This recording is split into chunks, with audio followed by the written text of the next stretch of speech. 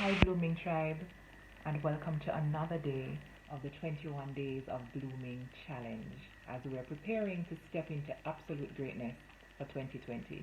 And as I mentioned in the first episode, it's not ideal, it's not realistic to just wake up on January 1 and expect that everything will flow according to our intentions. We have to lay some groundwork, and that is what this challenge is all about. So, I would have done a previous episode focusing on becoming more self aware, and this is part two of that particular topic. So, let's get into it. The hard hitting questions will come, and it's easy to ask people, who are you? It's not an easy question to answer, but that's where we're going to be going at the end of this particular topic under the 21 Days of Blooming series. So, who are you?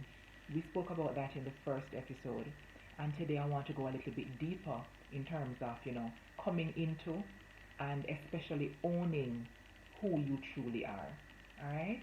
So, we're going to look at a couple of the big areas of, who we are, and we're going to start to become more comfortable in just teasing out, those dynamics and what makes us tick and who do we want to be ultimately is what we're trying to get to, right?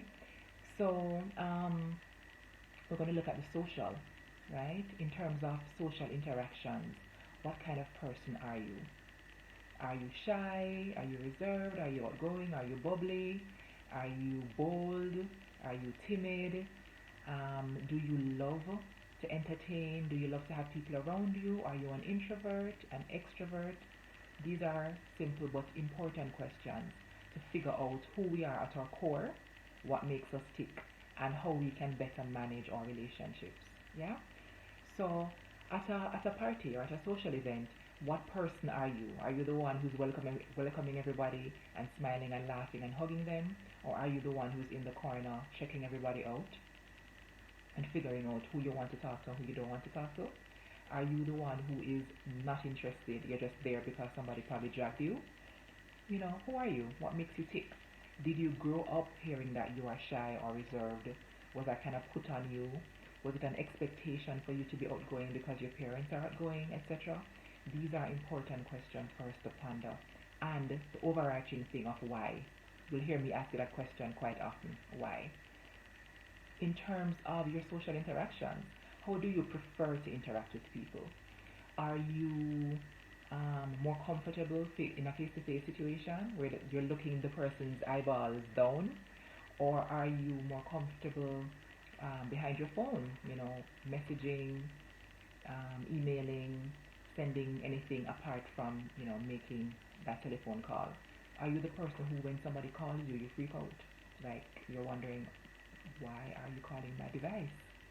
What kind of person are you? Why is it, do you think, that you may prefer to do the SMS or the WhatsApps versus an in-person conversation?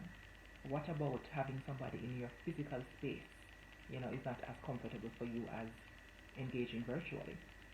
Important question, yeah? What kind of people, what kind of energy are you drawn to or attracted to in the non-sexual, non-romantic space, that is, What kind of people do you feel most at home around? Is it the people who are very close, very similar to who you are? Or is it people who are different? What makes the dynamics work as it relates to you? Do you need somebody who is the yin to your yang, for example, for a good friendship? Or do you need somebody who's very much similar on the same page as you are in order for you guys to vibe and to gel? And why is that? What kind of people do you find attractive in the non-sexual way?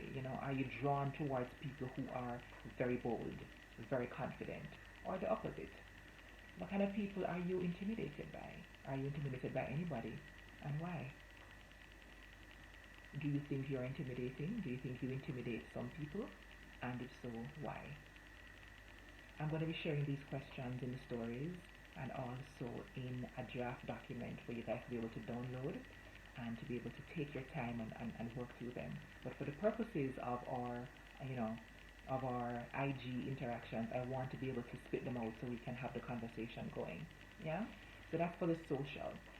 Let's talk about the social slash romantic now. What kind of people are you romantically drawn to? And where do you think that comes from? Are you drawn to a powerful persona? A kind of alpha male or alpha female type? Why? Or why not?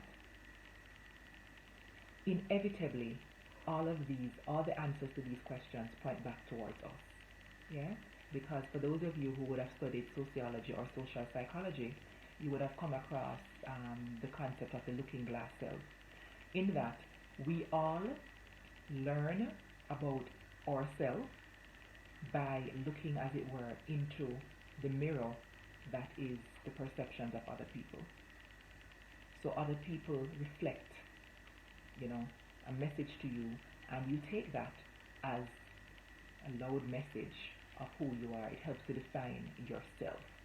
And that can be a powerfully good thing and a powerfully bad thing. It's a true thing, but it can be powerfully good or powerfully bad depending on the kind of people you've been interacting with and depending on how hardy your personality is.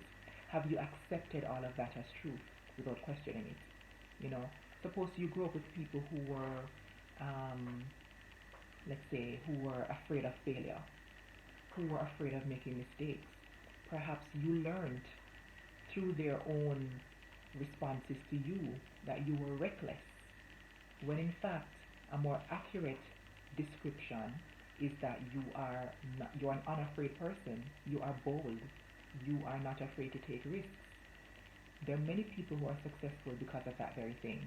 So you see, it all comes back to how wholly, have you accepted all of those perceptions, lock, stock, and barrel, to be the truth about who you are. And in the first episode, I would have asked that very question: who are you? And importantly, says who. Have you accepted those definitions as being true, a true reflection of who you really are? And do you believe that that has to be your stationary point in life? Do you believe that you have the power to change elements of who you are for the better? That's another very powerful determinant of success.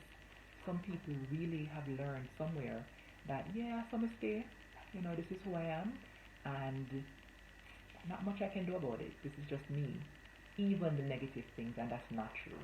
That is absolutely not true. There's so much power that we have as human beings to shift our narratives, to shift our frames of reference and our perspectives, and how we look at the world. Yeah? So it's really important for us to be unafraid, to look inward, to do the work, of self-reflection so that we can become more self-aware. Now, self-awareness is a very, very specific thing. There is knowledge of self. I'm speaking at this point now of self-awareness as it relates to how much do you have a sense of how you are being in social situations, and what elements of yourself, perhaps from past, from childhood, etc., are you bringing into each moment. Mastering that is true power. Because there's some people, unfortunately, whose blind spots are huge in several areas. So we all have blind spots, because guess what? We're all on the journey. We are all, learning day by day who we are and how we can be in different situations, how we can be with different people, because different people bring out different things in us. But it's important to have, over our lifespan, a narrowing, a minimizing of those blind spots, which would speak to becoming more self-aware, right? So let's talk a little bit now about some uncomfortable stuff. When was the last time that you felt you experienced a true conflict with somebody? Maybe it was this morning at work, in traffic, etc. Is there anything about that interaction that struck you as being, interesting, that you never thought about before? Is there anything about it that made you say, and look inward? And if not, that's where I want for us to go. Where every opportunity, some of them are presented in some very awful packaging, but every conflict is an opportunity for us to look inward and to perhaps adjust some of our blind spots. Yeah? And so, I want for us to practice that, moving into our greatness for 2020 and beyond, to become more self-aware. How does that particular person in my life affect me? How does that particular person in my life impact how I show up, impact my behavior? What do they pull out of me, and why? Am I the one who is in charge in that particular relationship, or are they the one who is, determining how I show? And that is not true power. Okay? So authenticity, stability across different interactions is the ideal as it relates to self-awareness. So um, another way that we can grow to expand our knowledge of ourselves and to own it is to accept criticism, to accept feedback in general. Some of it is not pleasant to hear, but sometimes there is some truth in some of the feedback, where people say to you, for example, that you get very defensive about that particular topic. Maybe it's true. And if so, what are you defending against? Being defensive means that there is some point of vulnerability that you're not maybe aware of, and perhaps not owning it, yeah? Not becoming intimate with it to find out what it's trying to say to you, and so you're constantly blocking against attacks. Sometimes when nobody's attacking, why is that? It's a defense mechanism, and we defend when we feel like we're under attack. So what is it about talking about your personal life, talking about your last relationship? What is it about your upbringing, your politics, your sexuality, your self-concept, your physicality, as in your physical appearance? What is it? What is it that makes you get defensive, right? What is it that makes you feel attacked? And I'm pretty sure that there is something there that if you zone in deeply enough, closely enough, and spend the time looking at it, you can find some nuggets of truth about yourself. Another thing that can be very uncomfortable but can bring about um, a lot of truth, a lot of growth, is sifting through the uncomfortable feelings and experiences and the pain points of our relationships, the romantic ones. Why did that one not work? Why did it not work when I thought it was working? Why did I stay when it wasn't working? Why did I stay for as long as I did? Why did I accept this treatment or that treatment? Yeah? Why did I treat the person the way I did? Why did I block them when they tried to be sweet to me? Why did I prevent them from loving on me the way they thought I deserved to be loved? These are very searching questions, and especially in the love heart space, it can be very painful and very very vulnerable to even start to reflect on those things. But it's important. Why was I attracted to you in the first place? Yeah? Why were you attracted to me? Why were we good for each other or not? Yes? Um, is any of this a familiar pattern for me? Do I find myself in a space where I'm dating the same kinds of people and breaking up with the same kinds of people? What does that mean? It could mean a whole lot.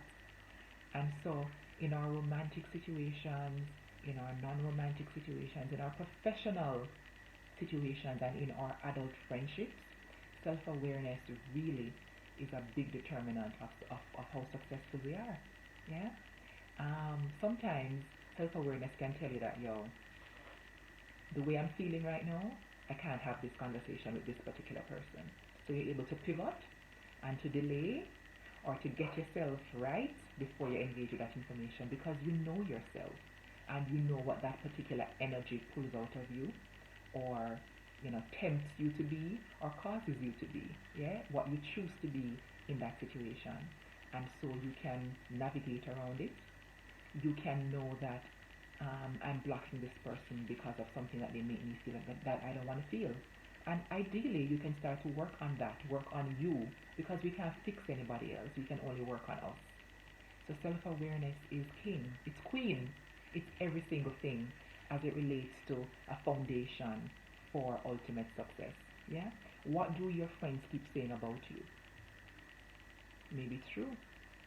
Maybe their words are not the best chosen words, but maybe there's some element of truth. If so many people keep saying it, then perhaps, not in every situation, because sometimes the people around us, we keep attracting the wrong people to tell us the wrong things. And we have to be careful about how we accept it lock, stock, and barrel. But sometimes there is some truth. Sometimes you are part of the problem. Sometimes I'm a part of the problem. And sometimes we are deflecting onto other people because we're not ready to accept that we're not perfect. Yeah? All of these things are part of the work that we need to do, and I hope that you are joining in this challenge, committed to doing the work, to start to, unlearn some negative behaviors and to start to unpack some painful situations that we might have gone through and therefore move away from them for 2020. Yeah? I hope you have a list of things that are not coming with you into the new year and beyond. And we're going to tick them off one by one, right?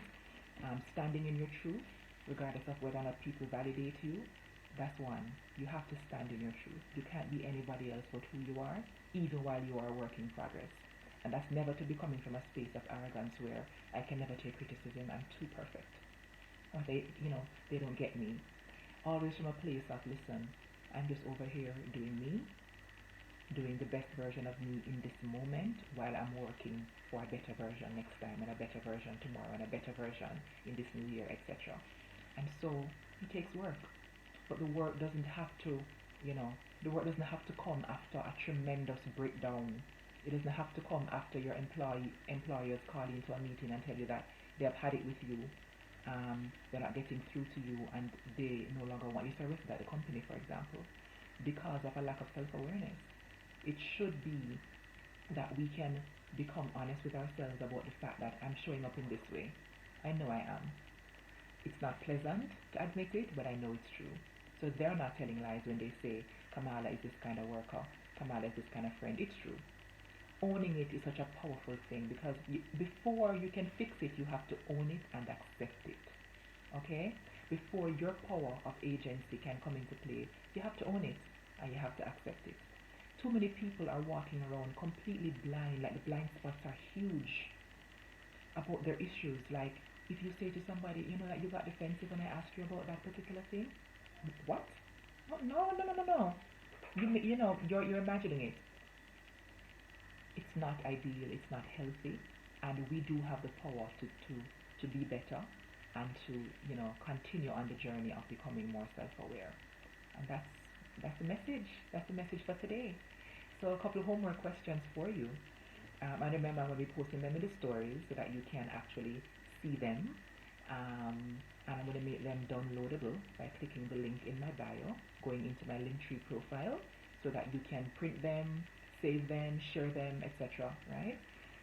Because we are putting together a very powerful portfolio, a very powerful roadmap to get us to where we want to be for 2020, and not just in terms of our weight, not just in terms of our physical appearance, nor our money, which are all important things, but also in terms of how intimate we are with self, how much mastery we have over self, how self-aware we are, how happy we are, how at peace, that's a big one, how at peace we are with ourselves, with our choices, with our relationships, etc.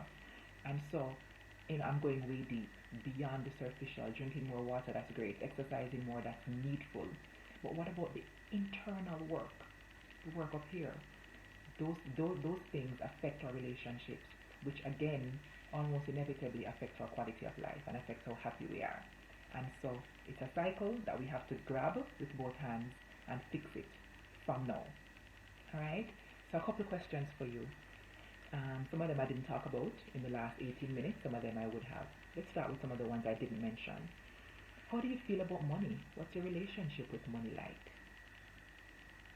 What are your attitudes towards people who have a lot of it and people who don't have a lot of it? What are you looking for in a partner as it relates to money? And what do you think are fair expectations for a partner to have of you as it relates to money? Interesting, yeah?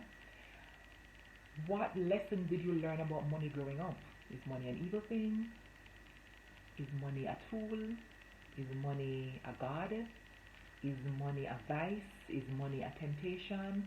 Is money power? Like, what does money mean for you? Yeah? And how does money play a role in you achieving your best life? What about love? What are your views about love? Yeah? Do you want it? Can you admit that you want love? How do you feel about it? Do you feel as though if love were a person, how would you describe your relationship with love? Would you say love is elusive, that love keeps teasing you? Would you say that love is something that you deserve to have? Would you say that love loves you? Would you say that love likes you? Would you say that you and love are compatible? How would you write if love were a person? How would you write about it if it were a person? What about, which other one should I delve into in terms of self-awareness? What about friendships? Do you feel like you need other people? Do you feel as though you add value to other people's lives? Do you feel as though you're a nice person? Yeah? And if not, why not? Who told you that you're not nice? And I would have mentioned in the first episode that oftentimes we don't get explicit messages when we're growing up that you are this or you are not this. Sometimes the really powerful ones are the implicit ones. Yeah? Where somehow, based on how other people relate to you or don't relate to you, you form an impression about yourself. And those, because they're so almost invisible, they can be very difficult to, um, it's very difficult for us to have awareness of them, and therefore it's very difficult for us to fix them. Yeah? And our money stories sometimes kind of follow that trajectory where we learn things about money without anybody coming and telling us. And those can be very difficult. So there are many people walking around with a scarcity mindset. Yeah? Scarcity. Everything is scarce. Good men are scarce. Everything is scarce. It's hard. You have to always be working hard to get every single thing. And when you get it, to admit that you have it and that it makes you happy is a negative thing. So many things that we have learned from other people. Yeah. In your friendships, what do you construe as betrayal? What do you construe as loyalty? Can your friend disagree with you? Can your romantic partner disagree with you? Can they do so respectfully in public? Can they say, Kamala, actually, I think the point that Dion was trying to make is that so and so. That's what I got from what she said. Can my partner do that and me not flip out at him or malice him? Yeah? Can I hear him say that and not wonder if it's because he has a thing for my friend or for this person? These are important questions for us to ask ourselves, because it is in interactions with people that we start to kind of figure out that, something's not so right here with me or with them or with our dynamics. Yeah? So I leave you with some of these questions to think on, to think about, um, as it relates to who you really are. And importantly, I want you to remember that you have the power to change your story. It is also important to remember that a definition of yourself is yours to take hold of and to take authority over. You need to define who you are, who you want to be. You need to unlearn, right? The descriptors and the messaging and the different um, ways of being that were put on you. It's okay to change. It's okay to be different than you were 10 years ago. It's okay to be different than your friends ideally want you to be, because ultimately this is your life, right? Ultimately this is your space. And that's another question that I could throw into the mix even now about how you are being. Do you feel like you need people's validation to make a simple decision or a major one? Do you feel as though you can't move forward unless you have consensus? And if so, why? Why? Why? Why? Why? Something must have told you, some story must have told you that you don't have what it takes to make a solid decision without, you know, guidance or complete domination of your opinion by other people. Where's that coming from? Yeah? So, there's a lot of homework for us to do. 21 days of blooming. I promise you it's going to be worth it. And I'm so open to hearing your questions. I'm so open to hearing your experiences. You guys have been so awesome at the vulnerable shares. Thank you so much for honoring the White Lotus Bloom space with that level of honesty and vulnerability.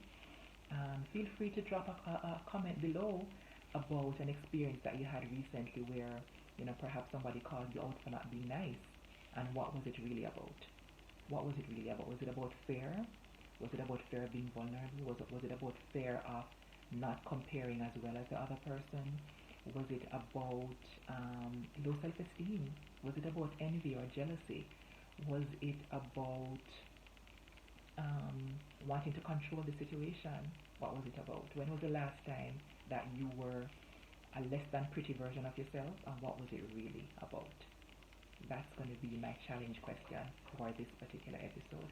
So much love to you all. Thank you for joining me, and join me again tomorrow for another of our 21 days of blooming. Much love, guys. Talk soon.